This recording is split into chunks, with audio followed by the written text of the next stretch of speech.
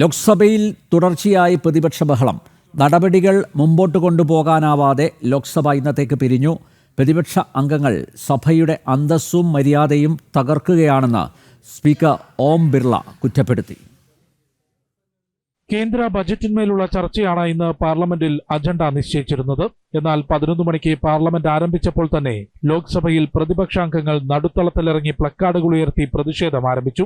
ബഹളം അവസാനിപ്പിച്ച് ചർച്ചയിൽ പങ്കെടുക്കണമെന്ന് സ്പീക്കർ നിരവധി തവണ ആവശ്യപ്പെട്ടെങ്കിലും പ്രതിപക്ഷം വഴങ്ങാൻ തയ്യാറായില്ല. പ്രതിഷേധം അതിരുവിട്ടതോടെ ആദ്യം 12 മണിവരെയും പിന്നീട് ഇന്നത്തേക്കും ലോക്സഭ പിരിഞ്ഞു. രാജ്യത്തിന്റെ വികസനത്തിനുള്ള ചർച്ചകളാണ് നിങ്ങൾ തടസ്സപ്പെടുത്തുന്നതെന്നും പാർലമെന്റിന്റെ അന്തസ്സും മര്യാദയും പ്രതിപക്ഷം തകർക്കുകയാണെന്നും സ്പീക്കർ ഓം ബിർള വിമർശിച്ചു. आपको चर्चा के लिए भेजा है, अगर आप सदन नहीं चलाना चाहते, नियोजित तरीके से गतिरोध पैदा करना चाहते हैं, सभागृह की मर्यादाओं को समाप्त करना चाहते हैं, तो मैं सदन चलाने ऐसा सदन में नहीं चला सकता.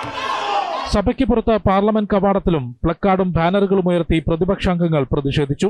അമേരിക്കയുമായുള്ള കരാറിൽ പ്രധാനമന്ത്രി നരേന്ദ്രമോദി കീഴടങ്ങിയെന്നാണ് പ്രതിപക്ഷ ആരോപണം. എന്നാൽ രാജ്യത്തിന്റെ താൽപര്യം സംരക്ഷിച്ചുകൊണ്ടാണ് US-ഉമായുള്ള വ്യാപാര കരാറെന്നും പ്രതിപക്ഷത്തിന്റേത് തരം താഴ്ന്ന രാഷ്ട്രീയമാണെന്നും മുതിർന്ന കേന്ദ്രമന്ത്രിമാർ ഉൾപ്പെടെയുള്ള BJP നേതാക്കൾ വിമർശിച്ചു. ജനം, ഡൽഹി.